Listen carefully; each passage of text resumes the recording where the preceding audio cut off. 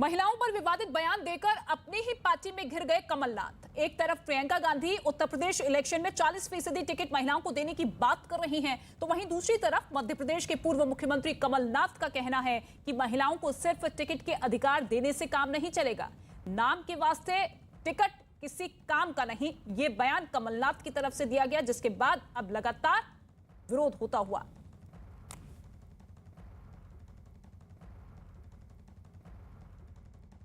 52% महिला वोट और महिलाओं में एक नई जागरूकता है।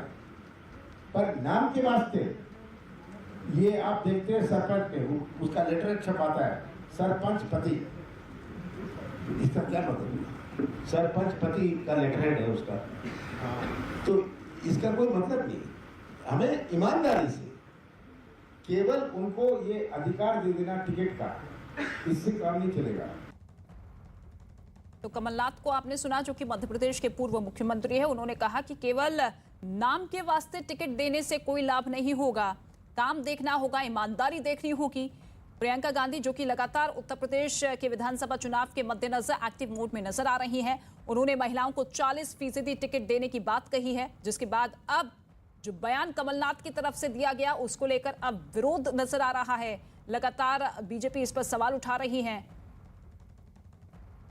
हितेश वाजपेयी इस वक्त बीजेपी के नेता हमारे साथ मौजूद है। हितेश वाजपेयी जी, एक तरफ प्रियंका गांधी 40% टिकट महिलाओं को देने के लिए कहती हैं, दावा करती हैं, लेकिन दूसरी ही तरफ वो तो नकार रहे हैं उन्हीं के नेता, दिग्गज नेता, कि देखिए नाम के आधार पर टिकट देंगे तो कोई लाभ नहीं। देखिए, कांग्रेस के अंदर दो खेमे हैं। एक खेमा वो है जो बच्चों के साथ है और एक खेमा वो है जो सोनिया जी के साथ है। कमलनाथ जी तीसरे बेटे कहलाते थे, तो यानी कि आप समझ सकती हैं कि राजीव गांधी, संजय गांधी और फिर कमलनाथ। तो स्वाभाविक है कि एक बड़ी सीनियर भूमिका में कमलनाथ जी हैं और वो प्रियंका गांधी से इस विषय पर डिफर कर रहे हैं। वो नहीं मानते टिकट देने से कुछ होता है। और देखिए, जो कमलनाथ जी का स्वभाव है वो संजय गांधी जैसे ही है, बहुत हार्श है, वो बहुत जिद्दी है। वो जैसे उनने जिद पकड़ ली है, वो दिल्ली से यहाँ आते ही नहीं। आपको पता है, वो मंथ में एक बार या दो बार मध्य प्रदेश आते हैं, जबकि प्रदेश के अध्यक्ष हैं, नेता प्रतिपक्ष हैं, सब कुछ है वो। तो यार लोग बाट जोते रहते हैं कि कब आएंगे वो। अच्छा, कोई उनकी कुर्सी हिला नहीं सकता। ठीक है हितेश, तो आपको रोकना चाहेंगे हितेश वाजपेयी जी। चुनौती दे रहे हैं। मुकेश नायक इस वक्त कांग्रेस के नेता मेरे साथ मौजूद है। मुकेश नायक जी, पार्टी टिकट दे रही है महिलाओं को या फिर नहीं? देखिए, कमलनाथ जी ने जो बयान दिया है उसका अभिप्राय केवल एक इस प्रश्न पूछने से स्पष्ट नहीं होगा। उनके पूरे कथन को और उसके अर्थ को समझना होगा। उन्होंने ये कहा है टिकट की औपचारिकता से महिला सशक्तिकरण देश में नहीं होगा। उनको स्वावलंबी और आत्मनिर्भर बनाने के लिए उनको जिम्मेदारी देनी होगी, उत्तरदायी बनाना होगा, स्वावलंबी बनाना होगा। केवल टिकट देने मात्र से क्या होगा? अगर राजनीतिक रूप से महिलाओं को बढ़ावा दिया जा रहा है टिकट देकर, तो इसमें ऐतराज क्या है? नहीं, टिकट देने में उन्हें कोई ऐतराज नहीं है। टिकट देने का विरोध नहीं है उनके आशय में। उनका आशय ये है कि महिलाओं को और अधिक सशक्तिकरण से जोड़ा जाए, उनकी भागीदारी को सुनिश्चित किया जाए और देश में इतनी बड़ी जनशक्ति को उत्तरदायी मानकर उनके साथ व्यवहार किया जाए। ठीक है, शुक्रिया हमसे बातचीत करने के लिए। तो हितेश वाजपेयी, जो कि बीजेपी की तरफ से पक्ष रखते हुए नजर आए, और दूसरी तरफ आपने देखा मुकेश नायक ये कह रहे हैं कि देखिए जो बयान दिया गया था वो किस संदर्भ में दिया गया वो समझने वाली बात है। फिलहाल खबरों में आगे बढ़ रहे हैं। पश्चिमी उत्तर प्रदेश का बड़ा चेहरा माने जाने वाले इमरान मसूद ने ऐलान कर दिया है कि वो कांग्रेस के हाथ छोड़कर समाजवादी पार्टी की साइकिल पर सवार होंगे। कांग्रेस में सम्मान देने के लिए इमरान मसूद ने प्रियंका गांधी का आभार जताया, लेकिन इस बात का दावा भी किया कि यूपी में समाजवादी पार्टी कांग्रेस से बड़ी है और अखिलेश ही यूपी में विकल्प है, लिहाजा उन्होंने पार्टी बदलने का फैसला लिया। सहारनपुर में इमरान मसूद ने अपने समर्थकों से इस बारे में बात की और दावा यह किया कि उनसे जो समर्थक उनके आसपास मौजूद थे उन्हीं के फैसले के साथ हैं। इमरान मसूद ने यह भी कहा कि अखिलेश यादव जहां से कहेंगे वो चुनाव लड़ने के लिए तैयार हैं। इस दौरान इमरान मसूद ने बीजेपी को भी आड़े हाथों लिया और आचार संहिता के उल्लंघन के आरोपों को सिरे से नकार दिया। इमरान मसूद ने ऐलान किया है कि वो समाजवादी पार्टी ज्वाइन करेंगे। सहारनपुर में हम मौजूद हैं, इमरान मसूद हैं हमारे साथ बातचीत करने के लिए, लेकिन मैं पहले उनके घर के भीतर जो समर्थक मौजूद हैं उनकी तस्वीर दिखाना चाहता हूं, जो इमरान मसूद के साथ खड़े हैं। इन्हीं समर्थकों से बातचीत करके इमरान मसूद ने फैसला लिया है कि वो समाजवादी पार्टी ज्वाइन करेंगे। सर, अब आपने बोल दिया है कि समाजवादी पार्टी ज्वाइन कर रहे हैं, क्यों ये फैसला आपने लिया है? देखिए, प्रदेश के अंदर अखिलेश जी के अलावा कोई विकल्प दिखाई नहीं दे रहा है, इसलिए फैसला लिया है। सर, ऐसा क्यों कर रहे हैं? क्योंकि बड़े नेता हैं आप, कांग्रेस के सचिव हैं और प्रियंका गांधी भी उत्तर प्रदेश में मेहनत कर रहे हैं। आपको नहीं लगता कि कांग्रेस फाइट में है, आप ये कह रहे हैं? देखिए, प्रियंका जी बहुत बड़ी नेता हैं, उन्होंने बहुत मेहनत की और मैंने बार बार कहा भी है, और मैं प्रियंका जी का एहसानमंद ज़िंदगी भर रहूँगा। उन्होंने मुझे काम करने का मौका दिया, मुझे राजनीति के अंदर हैसियत दी, मैं उनका एहसानमंद रहूँगा। लेकिन उत्तर प्रदेश की वर्तमान राजनीतिक परिस्थिति इस प्रकार की है कि लड़ाई सीधे भाजपा और सपा के बीच में है, और भाजपा और सपा के बीच की लड़ाई के बीच में हमें फैसला लेना है। इमरान मसूद के कांग्रेस छोड़कर समाजवादी पार्टी में जाने के ऐलान पर कांग्रेस नेताओं ने भी उन्हें घेर लिया है। कांग्रेस नेता जिशान हैदर ने आरोप लगाया कि इमरान मसूद कुछ महीनों पहले तक प्रियंका गांधी को यूपी में विकल्प बताते थे, लेकिन अब वो अखिलेश को विकल्प बता रहे हैं।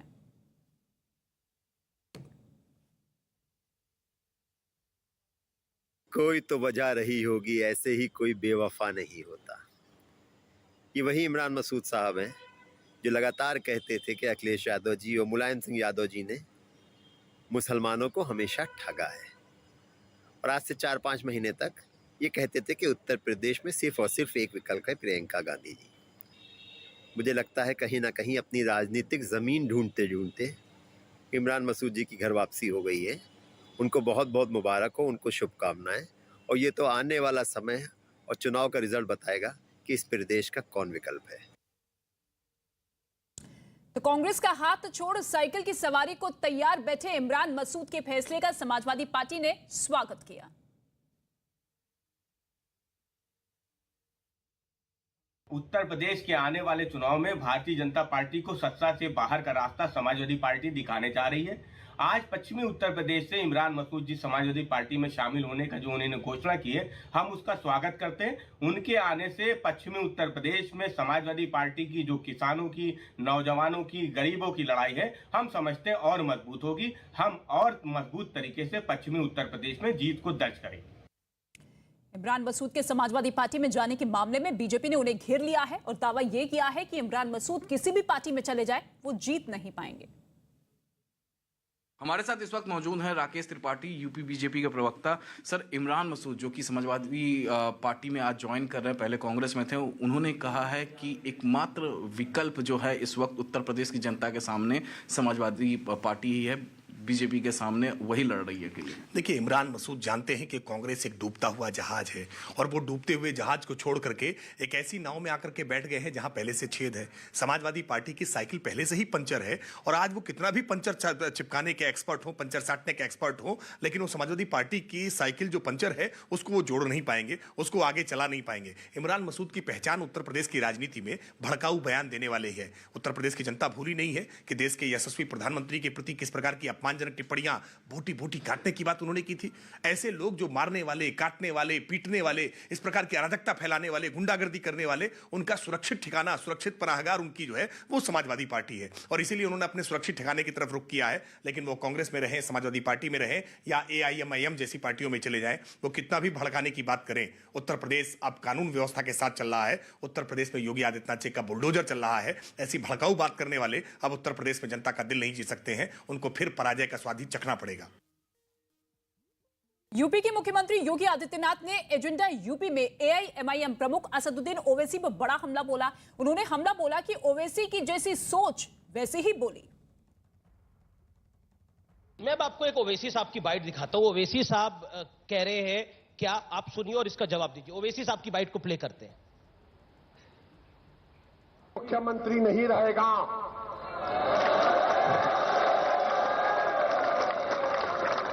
हमेशा मोदी प्रधानमंत्री नहीं रहेगा, और हम मुसलमान वक्त के एतबार से खामोश जरूर हैं, मगर याद रखो हम तुम्हारे जुल्म को भूलने वाले नहीं हैं। हालात बदलेंगे, जब कौन बचाने आएगा तुमको? जब योगी अपने मठ में चले जाएंगे, मोदी पहाड़ों में चले जाएंगे, हो सकता है या कहीं पर जाकर रहेंगे। जब कौन आएगा? क्या कहेंगे योगी जी? कह रहे जब योगी मठ में चले जाएंगे, मोदी हिमालय में चले जाएंगे, तब कौन बचाने आएगा? ठीक बोल रहे हैं, वक्त आएगा, वक्त आएगा तो हैदराबाद भाग्यनगर भी बनेगा। पर आपको लगता नहीं है ये पोलराइजेशन का हाई पॉइंट है? ओवैसी इस तरह की बात कर रहे हैं, आप लोग काशी को भव्य बनाने की बात, मथुरा को भव्य बनाने की बात कर रहे हो। ओवैसी क्या करना चाह रहे हैं? ओवैसी से आप उम्मीद क्या करते हैं? ओवैसी से क्या आप सत्यनारायण की कथा सुनना चाहते हैं क्या? आप क्या उनको चाहते हो सत्यनारायण की कथा सुनाए? उनका चेहरा मोहरा, उनका राग रंग जो है, वो कभी भारत के गौरव और भारत के सांस्कृतिक राष्ट्रवाद का प्रतीक हो ही नहीं सकता। उनके जो संस्कार हैं वो बोलेंगे, मेरे जो संस्कार होंगे मैं वो बोलूंगा। पर वो तो अखिलेश जी के खिलाफ भी बोल रहे हैं।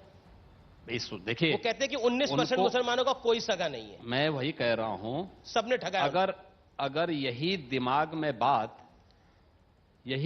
में बात सबके आ जाता तो ये वोट बैंक की राजनीति ही समाप्त हो जाती।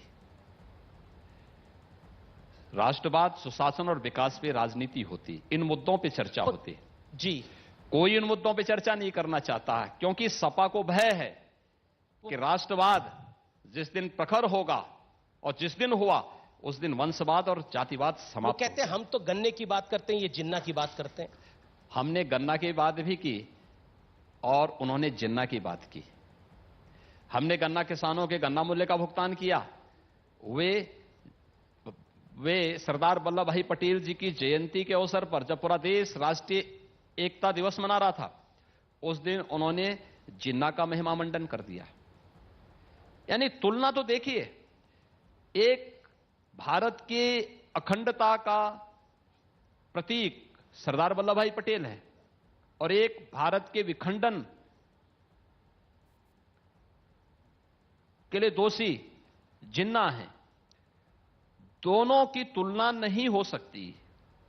एक भारत का भारत रत्न है, भारत के महानायक हैं, एक भारत के लिए खलनायक हैं, और दोनों को आप एक तराजू में तोलने का प्रयास करेंगे तो ये भारत के राष्ट्र नायकों के साथ न्याय नहीं होगा।